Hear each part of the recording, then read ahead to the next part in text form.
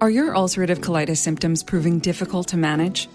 Tremfya guselkumab can help you manage the cycle of UC symptoms. At 1 year, many patients taking Tremfya achieved clinical remission, and some patients also achieved endoscopic remission. Individual results may vary. Tremfya is a prescription medicine used to treat adults with moderately to severely active ulcerative colitis. Serious allergic reactions and increased risk of infections may occur. Before treatment, your doctor should check you for infections and TB. Tell your doctor if you have an infection, flu-like symptoms, or if you need a vaccine. Ask your doctor if Tremfya can help you manage the cycle of UC symptoms. Call 1-800-526-7736 to learn more or visit tremfyaradio.com. This episode is brought to you by Progressive Commercial Insurance. Business owners, meet Progressive Insurance.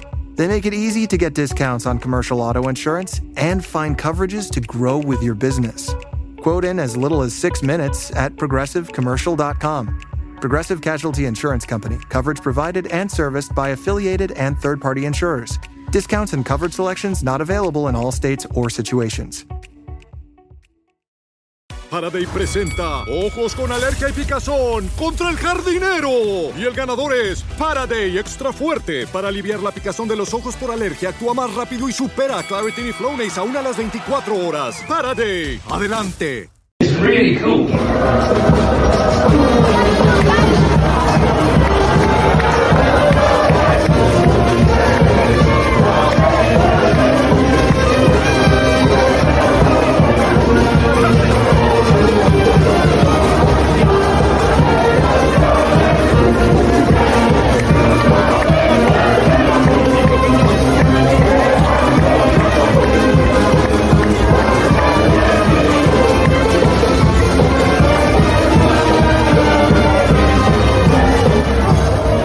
Bonjour, hello, welcome to Rugby Rugby Podcast, your one-stop shop for all things French rugby, the top 14, ProD2 Nationale, the brilliant towns, cities, bars, restaurants, fans, and pretty much everything else in between.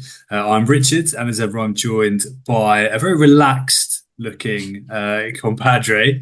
Rob, you're on gardening leave, right, or between work leave?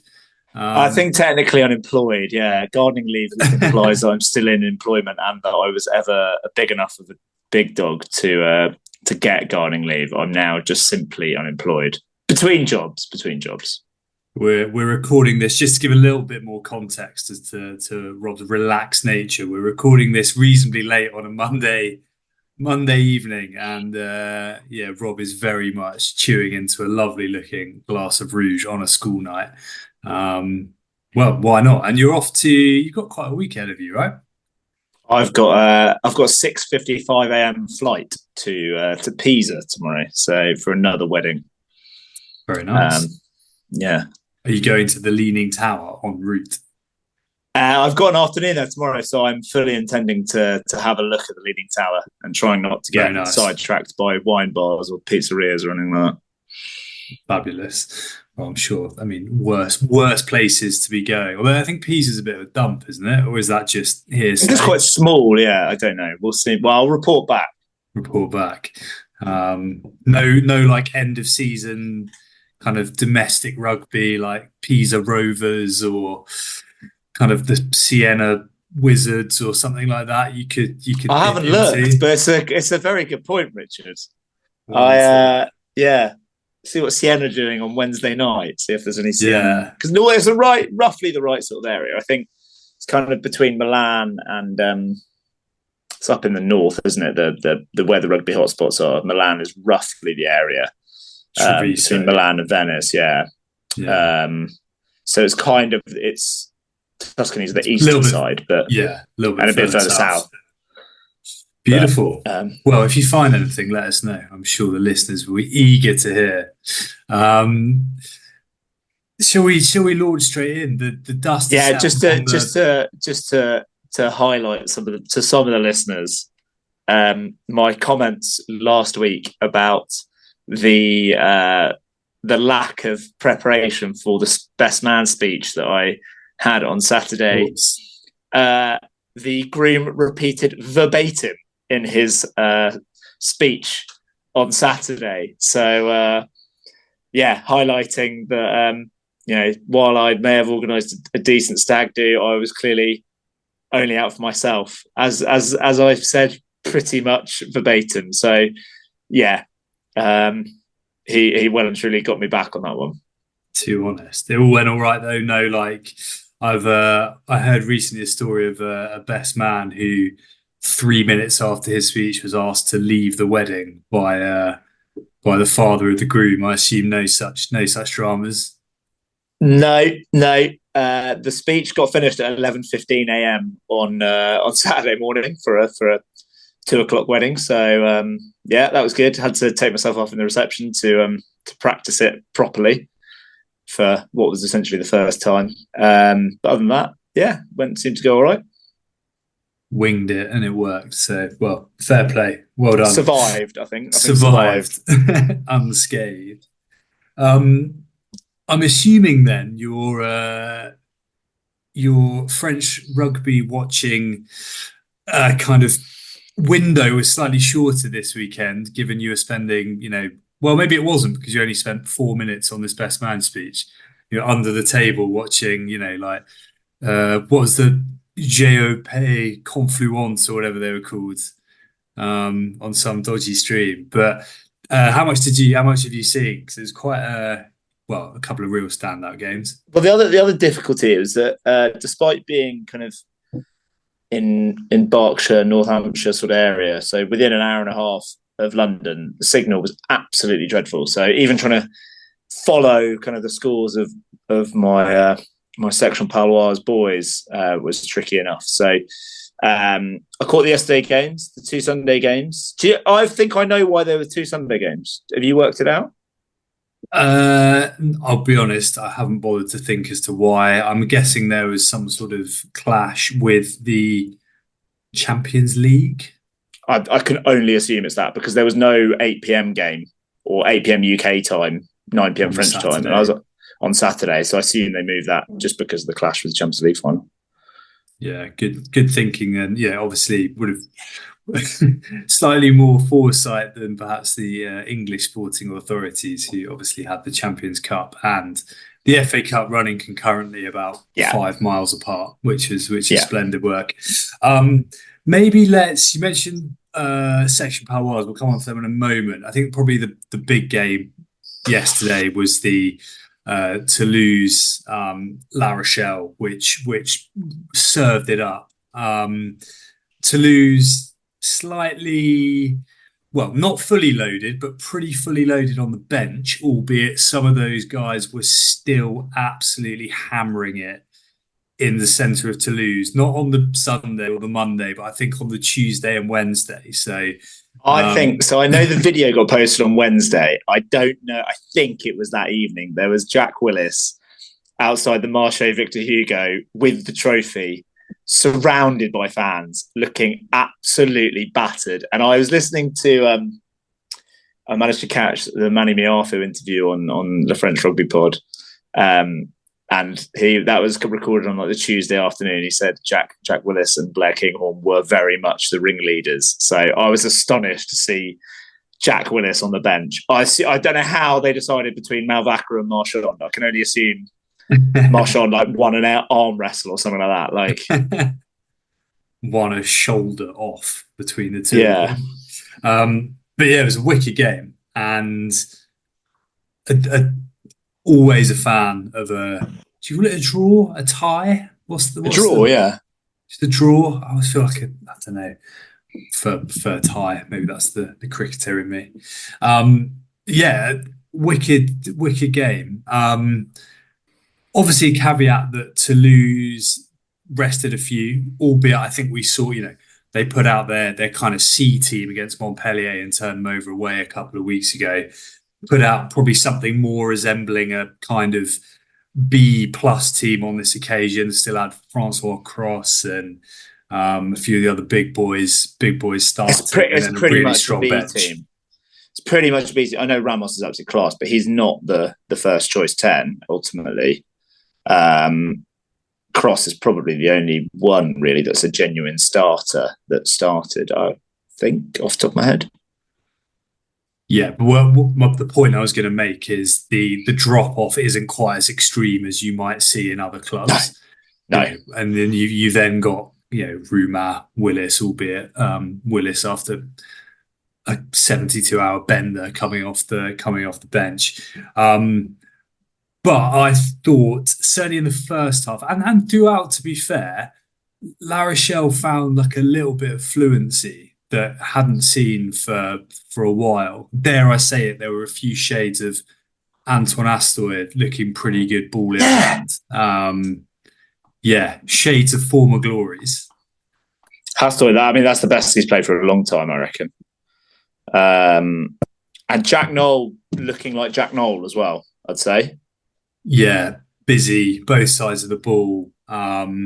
Looking quite lean, I thought, Jack Knoll, actually. The try he scored really early on was kind of, I can't work it out because kind of a little bit of it looks like a run-in, but it's quite Jack Knoll-esque. Like it's quite kind of vintage Jack Knoll to kind of cut a nice angle and make it look quite easy.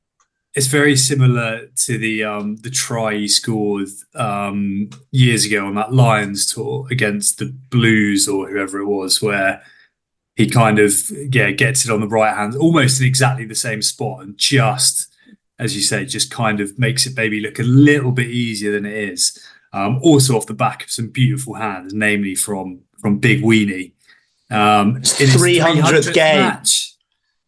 300th match, just 201 to go to catch Jimmy Goffin.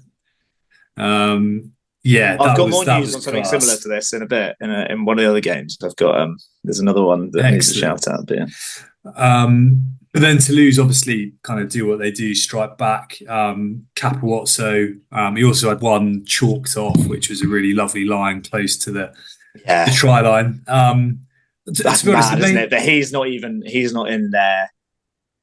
He's not even close to their first choice 23. Like, no, madness. I know he's had injuries, but I wonder if you'd get good money for him. Is it the best thing for him to be playing at the back of that? I don't know. Maybe for another time.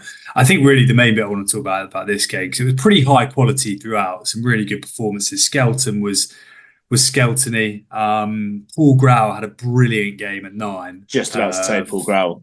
For Toulouse. He's a proper player, isn't he? Like, yeah, he's very. He really is a good player. A proper player, a good player. Yeah, he's not like. It'd be very easy for the 9 after behind Tony D to be like bang average, but he's actually like. I wouldn't be surprised if he's in the same way that Malvaca kind of came through, and you're like, why are they picking the reserve hooker rather than a starter somewhere else? I wouldn't be too surprised if Grau, not this summer, because I don't think they're going to pick any Toulouse players because of the finals, but I wouldn't be surprised if he's kind of in and around a squad at some point in the next 18 months, because he's the same age as Antoine Dupont. He's like 26. So yeah, he was great. I really like. Again, there's a few lads in front of him, namely Malvaca and Marshall, but I really like Crammell. He was the next one on my list. He was great. But yeah, the main bit I want to talk about, unless there's any other performances you want to call out, but the main bit I want to talk about is the end of the game, which was just epic, with kind of equal portions of flair, of controversy, of a bit of farce. Some absolute peak Mathieu Reynal, which are just, you've got to love him. Getting a lot of love on Twitter, that wasn't it? Just I don't know how he got to a point where it was no decision. Like, yeah, I'm retiring. We're going to wrap this up. But essentially, for anyone who didn't see it, Toulouse 24-31 down. Iribarren goes a bit long on a box kick in the 78th minute. And they basically storm upfield. Like, it's just class. The sort of perfect, like, sweeping counter-attack. And Ramos converts in the corner. And then there's a 3-minute period of just there's probably, it feels like there's probably only a couple, but it feels like there's about 6 turnovers, all of which are probably illegal one way or the other. You've got guys going in like beyond off their feet at the ruck. And then it finishes in just perfect style where Bonti gets... he basically gets banged in the head, doesn't he, by Faucele? Is that how you pronounce it? Yeah. It's not... He's ducked and he's made an attempt to wrap, but he does hit him in the head. He's milked it, though. He's not gone full Ronaldo 2002 World Cup, but he's touching a part of his head that was not struck. And then literally, so Dante coughs it up after that. Ball spills forward, Capuozzo chips it through, and Ehai West, who has been remonstrating with Reynal a minute earlier for about 2 minutes, talking in pidgin French, clearly impedes Capuozzo on his way through. Basically just a bum shuffle. Sticks his arse out. Capuozzo goes flying. And Reynal gets the TMO to look at both and just decides nothing there. And then just shakes as Ramos and Aldrit, isn't it? Who are next to him. Captains, it's just, we'll settle on a draw. We'll go and have a little glass of something. They all shrug. So like Reynal shrugs, shakes hands. And then like Ramos and Aldrit look at each other and shrug and kind of chuckle to themselves. And then they shake hands. And it's kind of, Ehai West clearly saw some footage of me on the dance floor at the wedding on Saturday night and thought, that's a move I'm going to copy on Ange Capuozzo tomorrow. Just slided his way into Capuozzo. Backing into people, I think he'd been harsh on his French, though. I thought his French was quite good, from what I could tell. Yeah, probably was. Probably more common on my pidgin French. But so all the kind of histrionics aside, Toulouse are confirmed. I think now they're the only team that've got a confirmed home semi-final. So sort of job done for them. Still haven't lost at home. Whether this one was at Stadium Toulouse and haven't lost at home for 2 years. In Toulouse, La Rochelle are in 5th and pretty well set, you would think, to at least make a barrage spot. Unless a few things really go against them. It's in their hands.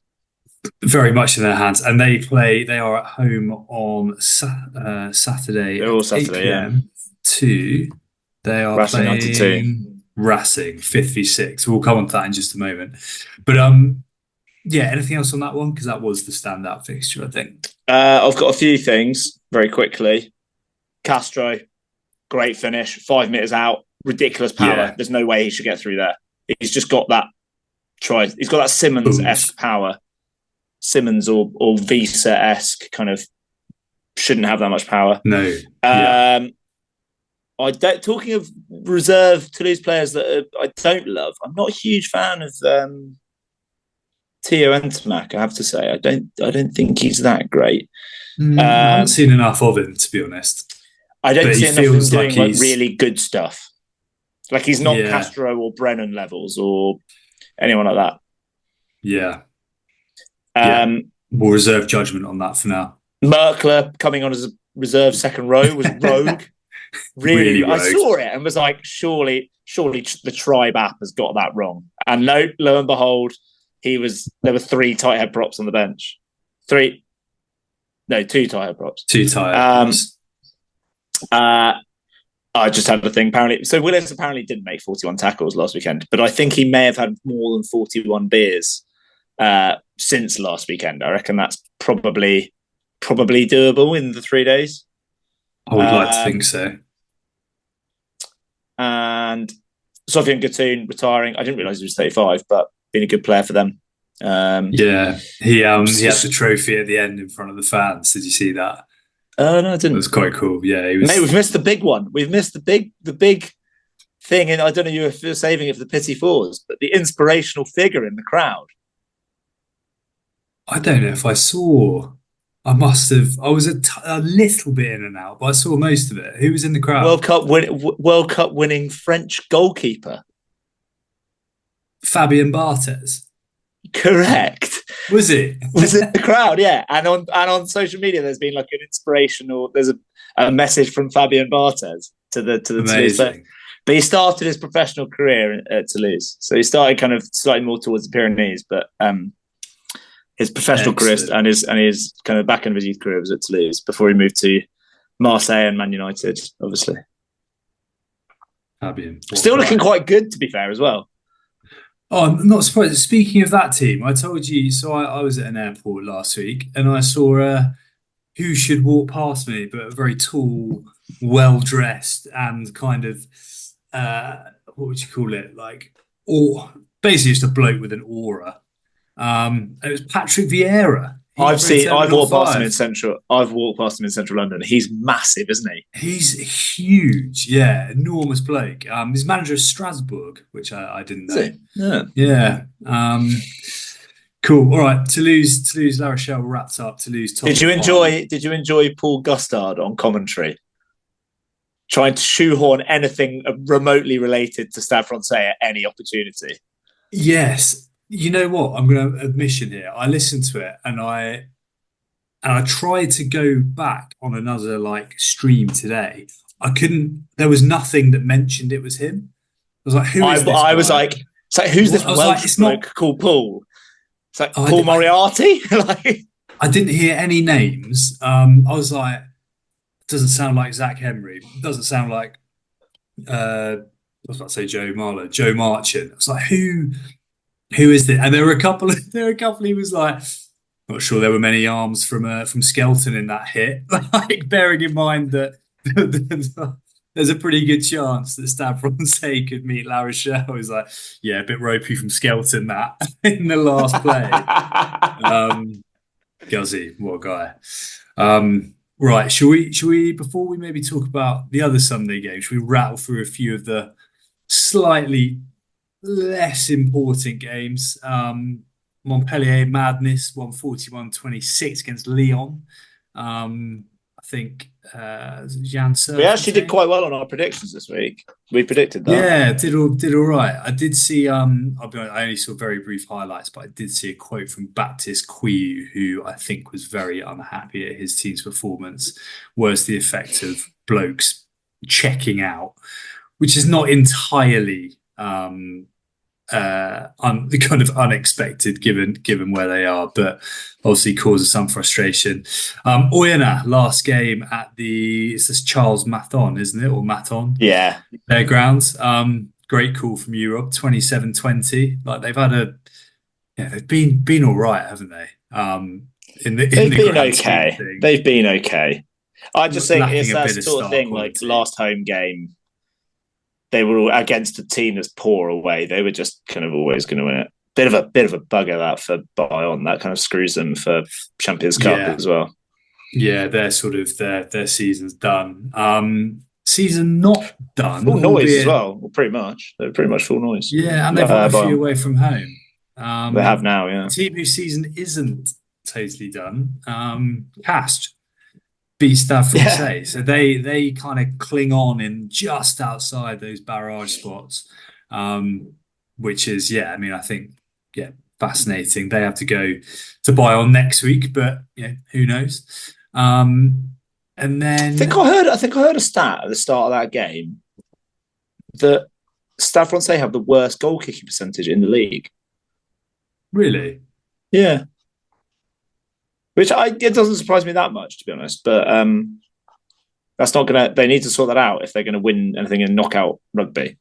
Yeah, it's not going to change much next year with Louis Carbonell coming in either. You wouldn't have thought if they've decided Henry and Segons aren't the men. And then the other, which was, looked like a cracking game actually, and does make things again interesting in that just outside the barrage spots, was Perpignan's brilliant season continues. Beat Bordeaux 37-30 at the M. Giral. A couple of banging tries in this. One, Penaud, which gas, is absolute gas. They've let something out of a cage to run away. It's like a proper schoolboy try, that, isn't it? Like first receiver, just run straight. And Ali Crosdale as well scored an absolute beauty in this game for Perpignan. So that puts them, say, in seventh, level on I think level on points, if I'm not mistaken, with Castres. 58, yeah. And they go away to Po next week. So yeah, interesting. Section Palois, your boys. Let us down. This was disappointing in more ways than one. It was a period of my life this morning that I'm not going to get back. It was not a good game of rugby. Yeah. And when like the commentators, especially the top 14 commentators, who are pretty good at promoting and hyping stuff up, when they're saying it's been a pretty bad half. Racing didn't score a point in the second half.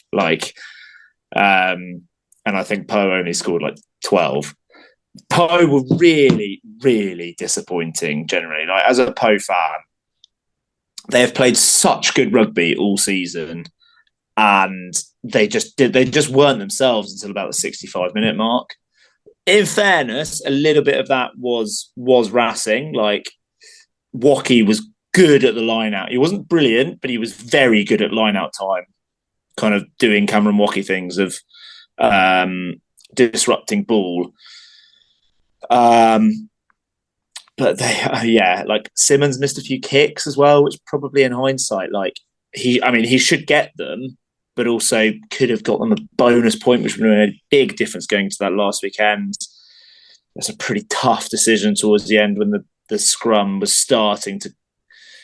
Po won a scrum penalty and they elected to scrum again, and then the refs done them for going in when it looked to me like they're going pretty straight and they are mincing Racing, and that's kind of with 10 minutes to go in front of the post, like 10 meters out in front of the post. It could be a completely different game at that point. Our man Steve Cummins came off the bench on 45 minutes. He was really good. What a boy. Did you see the Jordan Joseph try? No, I didn't. I haven't seen anything of this one. Poor old Axel Desperez trying to tackle him at the end. Like he's never going to stop him even if Desperez is the same size as Jordan Joseph. Like the closeness he is to the line, he's not going to stop him. But it's a proper like man versus boy, David versus Goliath. Like Desperez must be like sub 75 kilos, and Jordan Joseph is 120, I reckon. Po were just not good. The other one, what I want to say there, so Henri Chavancy is signed for another year, but in the highly unlikely scenario that Racing gets the final and he plays in every game up until that point, the final would be his 400th appearance for Racing. Wow. Some effort. But yeah, I don't know whether there's a few injuries to Po, and I don't think they potentially picked their strongest team. They were pretty poor at scrum time until Karate came on. I'm really disappointed. They've really ballsed it up. They just didn't play very well. Racing defended pretty well, but they're not great still. There was a lot of errors in this game. Like, there's a lot of aimless kicking. Yeah. It's disappointing as well, because it feels like there's been a couple of junctures in the season. Obviously, Po got off to a complete flyer, maybe skewed slightly by kind of the hangover from the World Cup for other sides and things like that. But got off to a flyer, produced some really big results at key points, but also appeared to have just sort of like when it's really mattered, like when it's been a real opportunity to kind of solidify their place in the top six or the kind of top three when they were flying earlier in the season. Like they lost at home to La Rochelle when they'd been on a bad run, and Racing have kind of looked there for the taking pretty much all year, particularly in the last couple of months. So yeah, a little bit disappointing. I'd go with you on that. Final game we haven't touched on, which ended up as a total beatdown from a side whose fortunes have, well, since they picked up the unwanted Paolo Garbisi from second bottom Montpellier, who now don't have a fly half. Toulon are looking unreal. It's a smoking ban. It's since the smoking ban at the ground. If they win the league, do you reckon they'll just they'll be straight on the darts. Like it'll be massive. like the election of a new pope, won't it? Like smoke everywhere. But I thought they looked great. They looked really like wicked first 20 minutes. This Clermont flying out the blocks. I kind of felt ultimately the scores, and maybe they really faded, but first half, I thought they were a little bit unlucky with a few decisions. A couple of bits didn't go their way, but Toulon were incredibly ruthless, which is not a phrase you'd necessarily associate with them. I thought their defence was superb. They were so physical in defence. I think I've seen quite a lot of Toulon this season, and one player who has been brilliant in every single game, from what I can see, is David Ribbons. I think he's been absolutely phenomenal for them. So consistent. Like, being a Tigers fan, I wasn't always his biggest fan at Saints. Yeah. Oh yeah, the volleyball pass from Benji. That is a ridiculous. That should never have been chalked off. There is just simply no conclusive evidence that that's gone forward. Nothing at all. It's really. I thought that, and I know it's fun, isn't it? When like the Mayol are going mental, but it's just there's nothing there, and the referee and linesman are literally both bang in line and give nothing. And then it's given from a camera which is about 100 meters away, based purely on the crowd. Every Toulon player and fan going absolutely mental. Yeah. And but they then Toulon then go up the other. I know they like. Clermont muck up a line out, but it's a proper 14-point swing in the space of about 2 minutes. Yeah, but no, they're looking great, and we said this a couple of weeks ago. I think actually, just after the game, they beat Toulouse, didn't they, at the Stade Velodrome? Or did Toulouse beat? It was like by a point or two, and I think right then we're kind of saying, if there was probably one of the teams that, bar Toulouse and Bordeaux, who like if you're them, who would you not want to play? And I think we said maybe Toulon, but I think now it is definitely Toulon. I think we said it way before, back at like Easter, after they had those couple of weeks where they dished out some drubbings to Montpellier and Bayonne, didn't they, away from home? And they started to click into gear just after the smoking ban.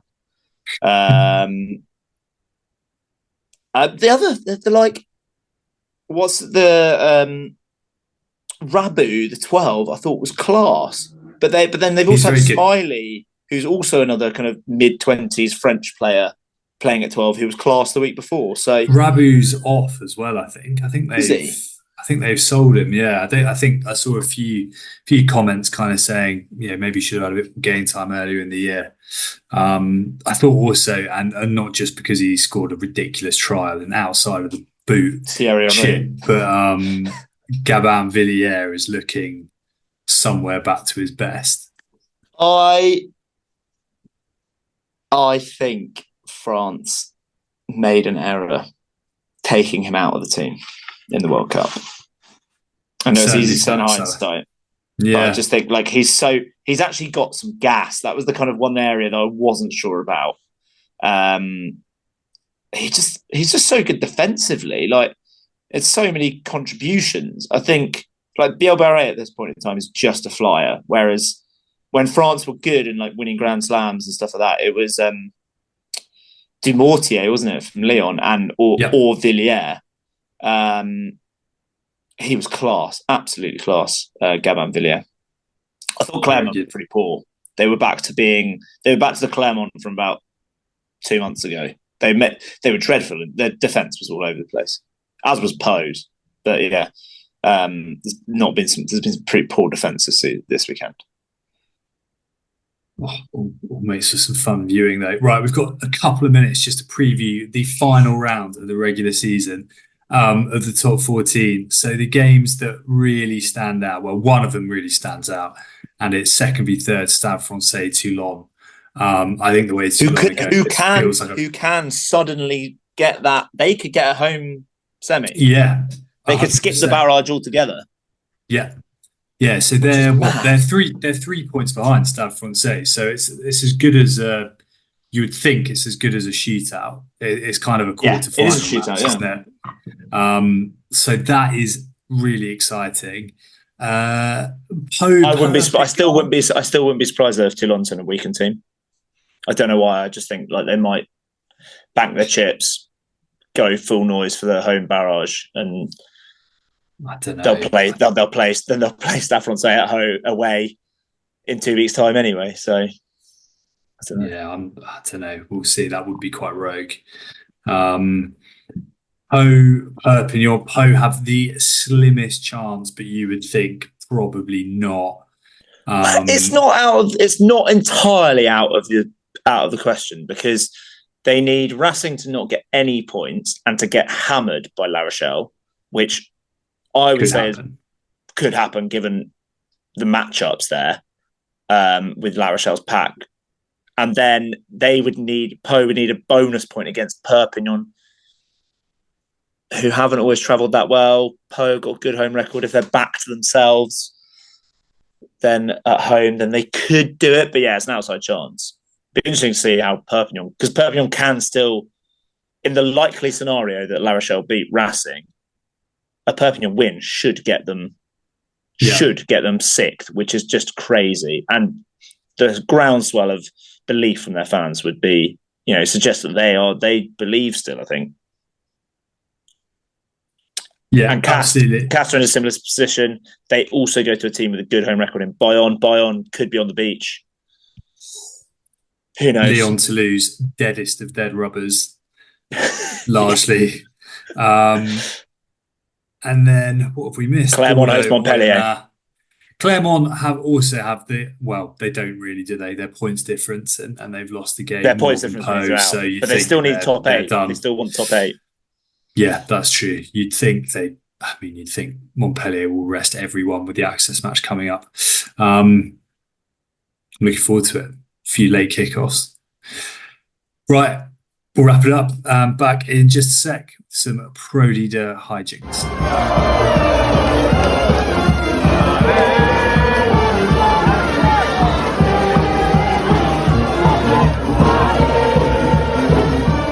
The ProD2 D2, whatever you want to call it. The final is this weekend in Toulouse, and it will be made up of not Provence, who, despite finishing top of the pile, lost on Thursday night, and they'll play Vannes. 2 games of high drama, high intensity, high quality, high typical ProD2 madness, basically.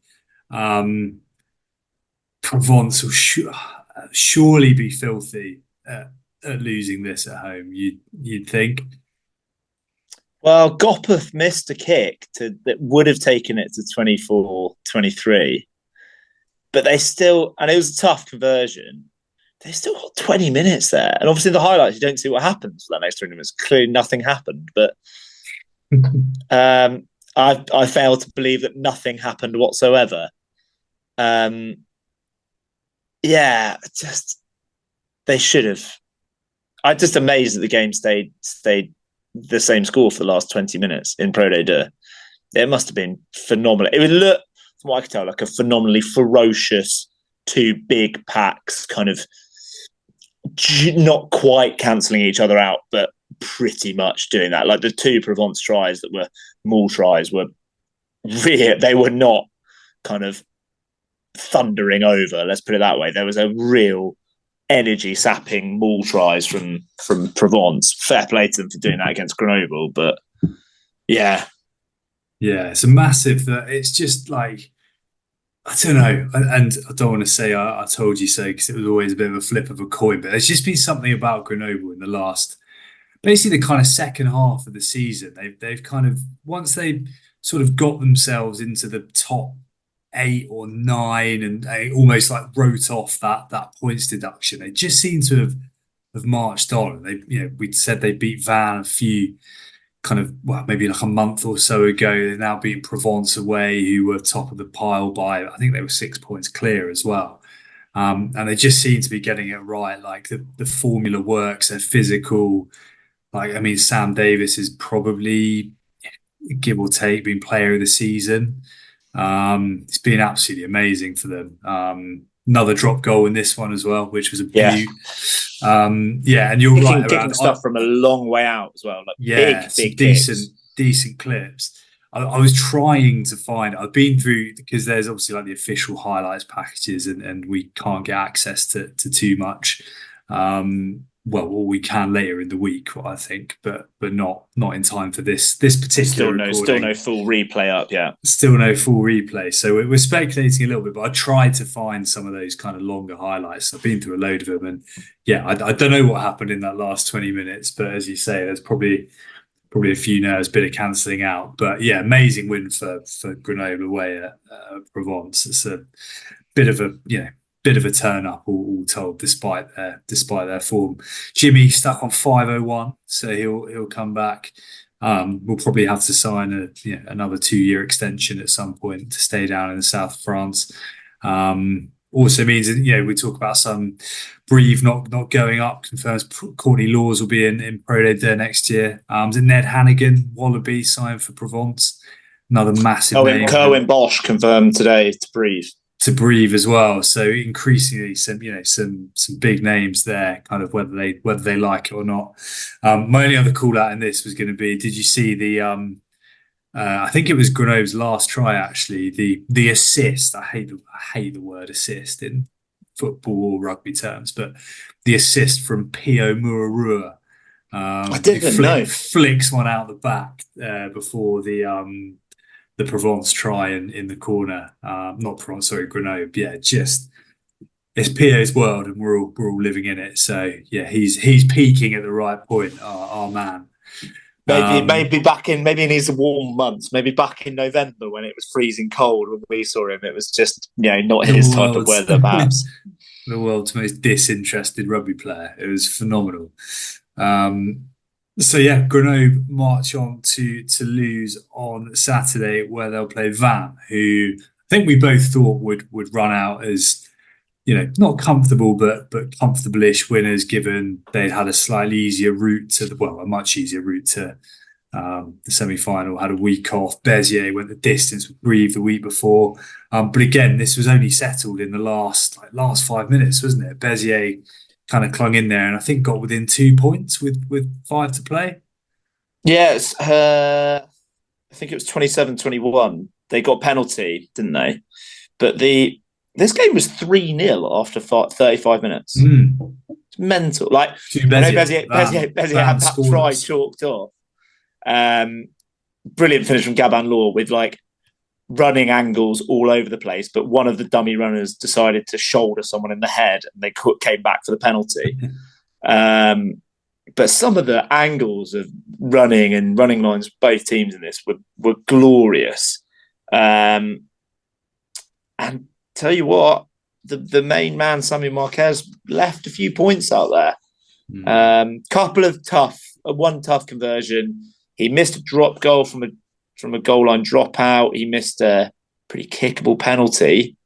If he gets those, that's 27-all. So, and then with the conversion, the conversion he didn't even get close to, but it was still a missed kick.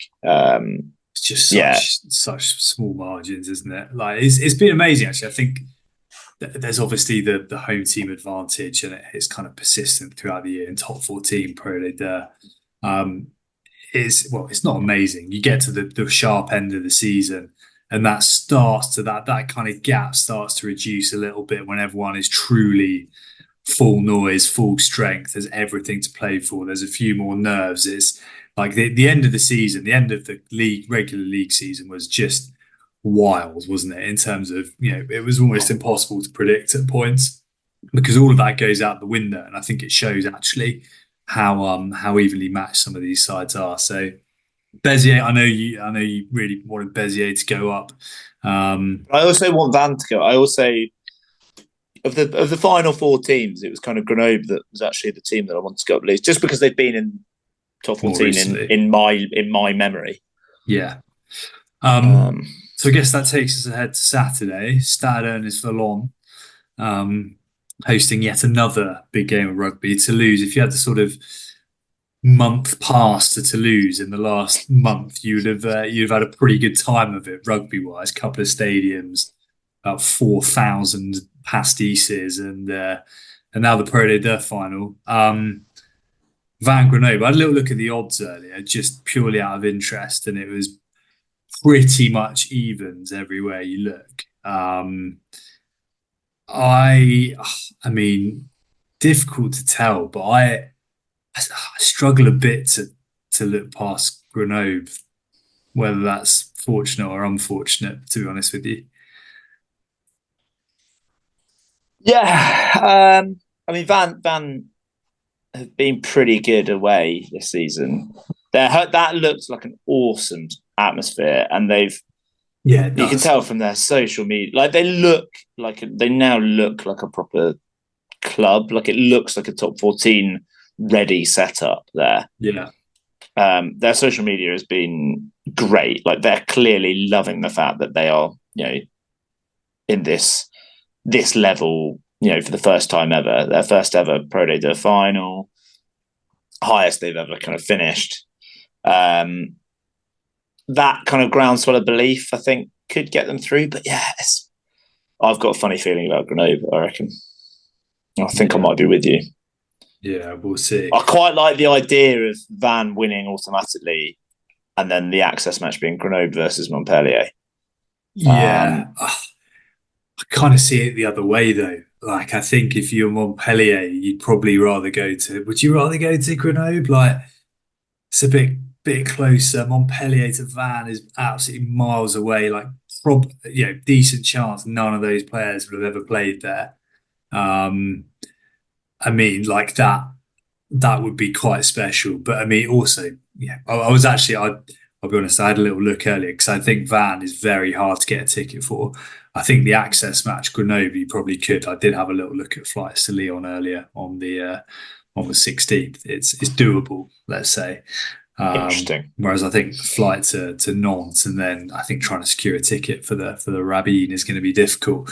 I think either way, you would think it's going to be tight. Like I can't see how it's not a tight one, and I can't see how whatever access match. Yeah, but we've spoken about how strong Montpellier should be in theory, but I don't know. I don't think you want to go to either of them really, and I particularly don't think they want to go to Van. That would be my speculation. Completely uninformed view, but we'll see.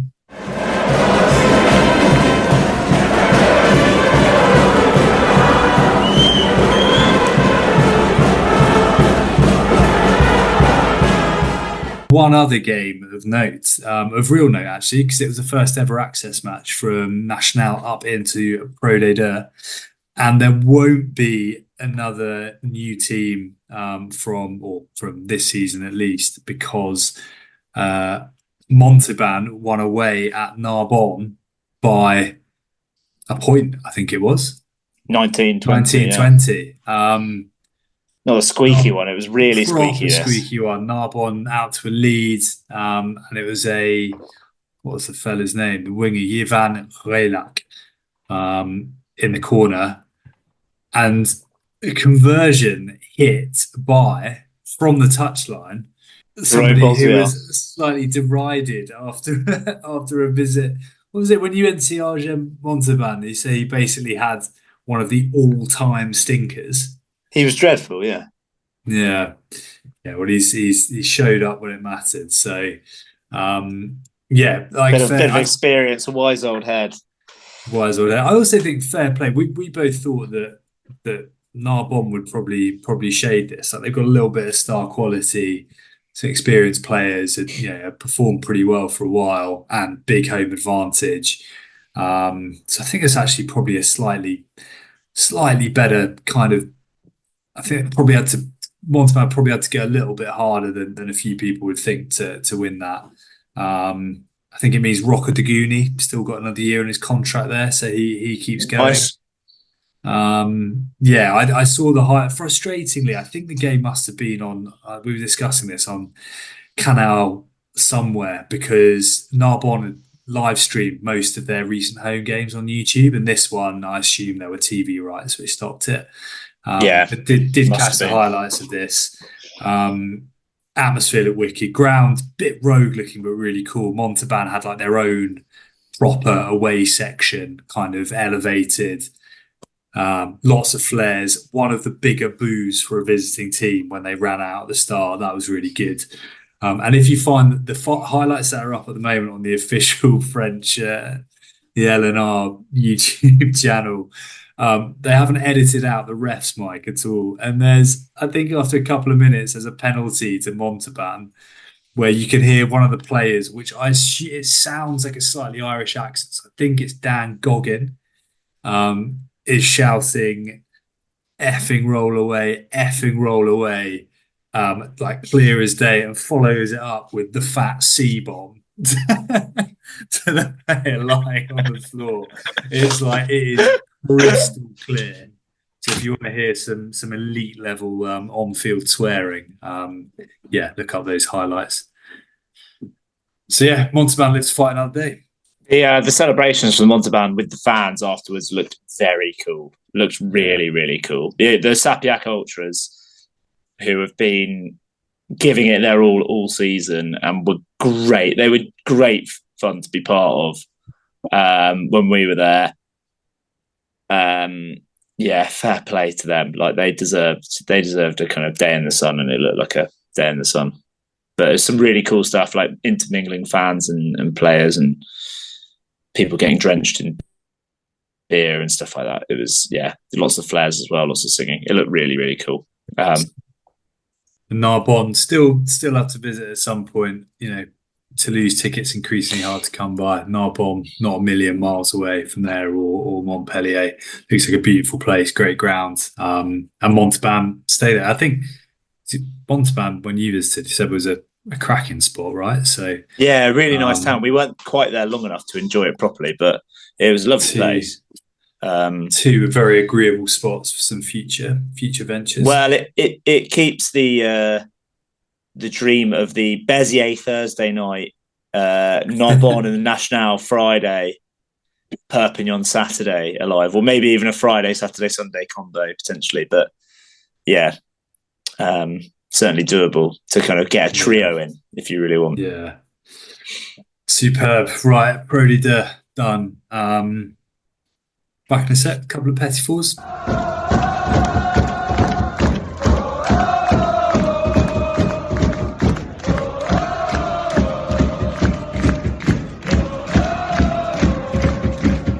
Right, I haven't got too much on the Petit-Fours front. I've got one or two little bits, but the main one was, we've spoken at length. I think maybe this should be a future segment. Actually, is the and we can rate them out of 10. The three-fingered salute to go for points. There was an absolutely, I don't know if you saw it, sublime example in the Toulon Clermont game. Yeah, I thought you might enjoy that. Monsieur Clipboard has gone for it. Really like great pose.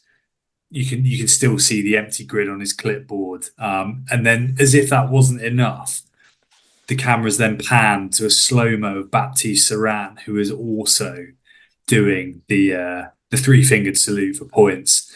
He's gone thumb and middle finger and index finger as you'd hope.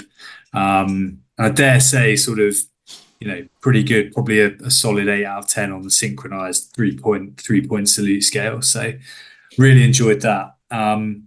The other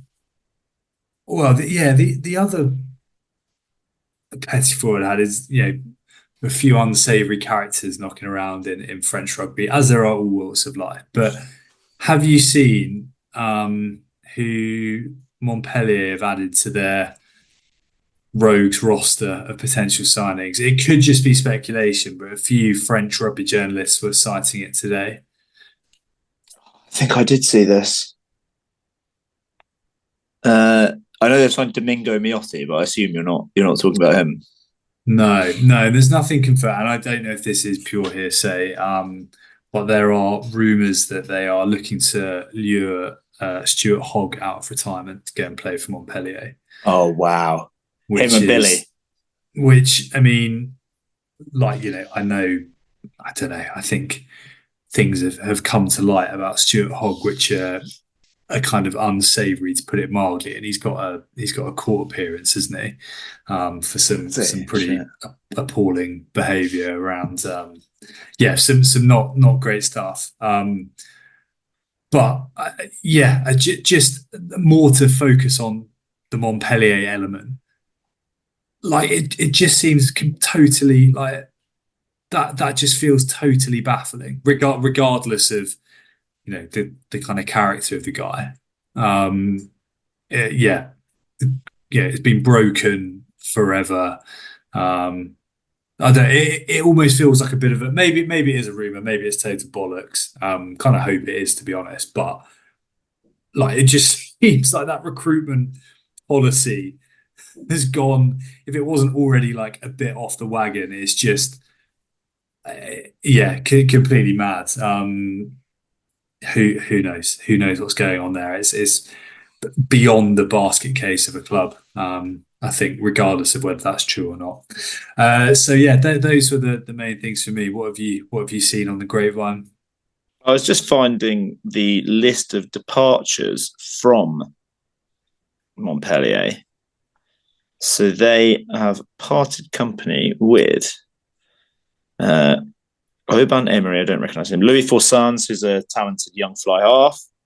Ben Lamb, who's been a bit underwhelming there.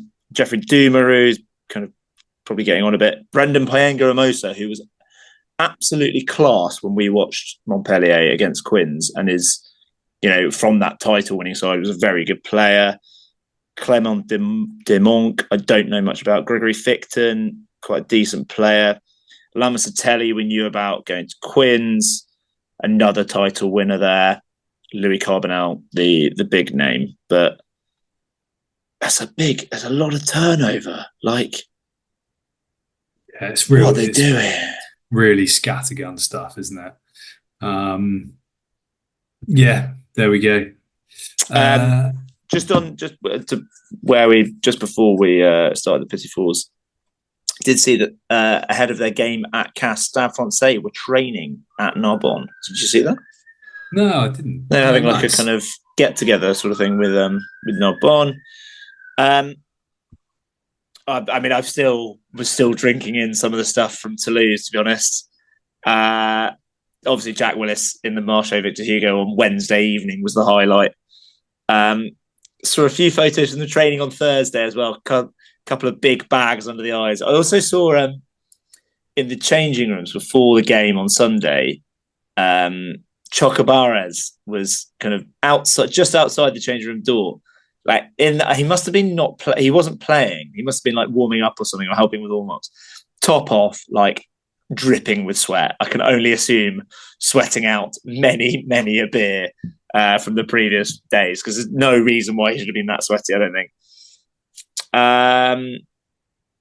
Salat got promoted to Fédéral 1, so they're through to the quarterfinals, but apparently that gets them to Fédéral 1, which is back-to-back promotions for them. So obviously going well in the I can't remember the name of the region now. So I think the big thing for me, there was with the Premiership semi-finals, I saw a video of Bath fans welcome to the Rec, and it was kind of Bath thanking their fans for bringing the noise. And obviously the kind of, for England it was good, but like, you know, you see some of the welcome to the grounds for some of these French teams, and it's just like, it was just very tame compared to, you know, your Bayonnes or your Perpignans or Toulouse. Not exactly Besiktas away. Yeah, well, I mean, Bath is probably.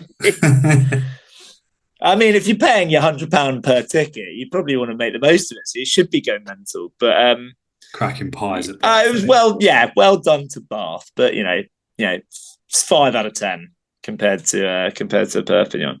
Now, I was obviously at a wedding on Saturday. I've got another wedding this week. Amazingly, I guess it's wedding season. I saw a couple of wedding-related rugby content things over the last week. One was a novel approach to throwing the bouquet.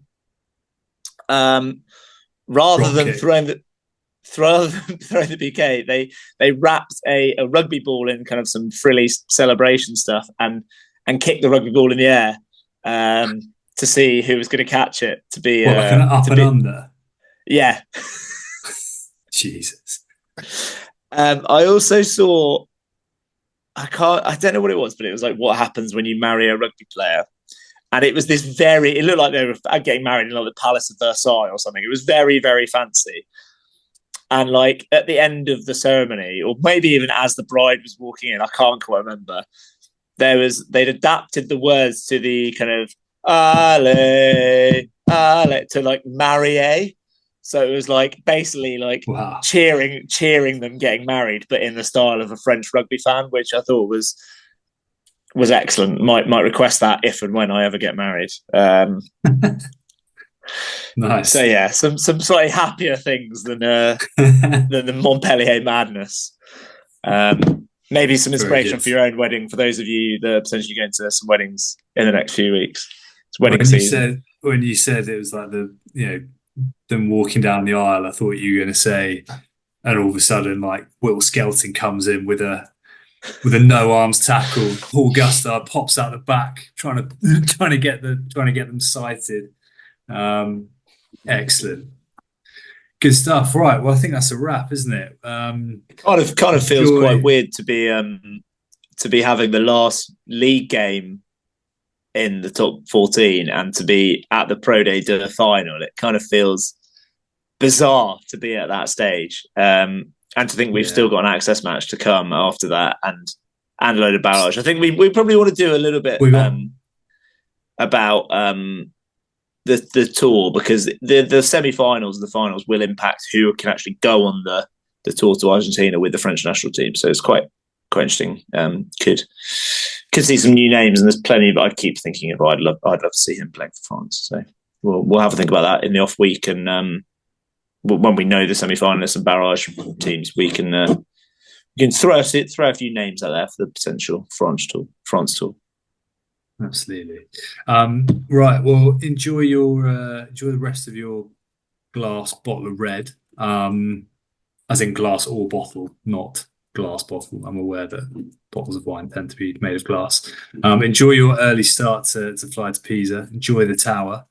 And yeah, you can follow us on at Rosbiff Rugby, all the usual bits and bobs. Yeah, I think that's it. Enjoy the ProD2 Final. It should be an absolute belter. If anyone gets to Toulouse and sees it, do send us some pics. Really keen to see how it pans out. And we'll see you next week. All right. Au revoir. Au revoir.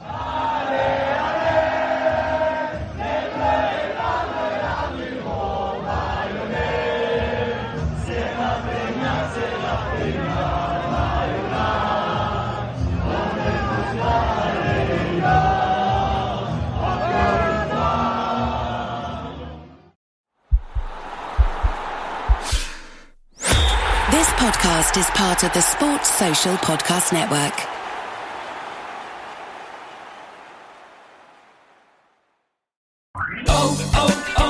O'Reilly. You need parts? O'Reilly Auto Parts has parts.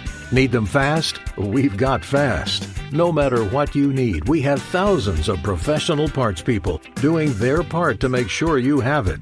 Product availability. Just one part that makes O'Reilly stand apart. The professional parts people.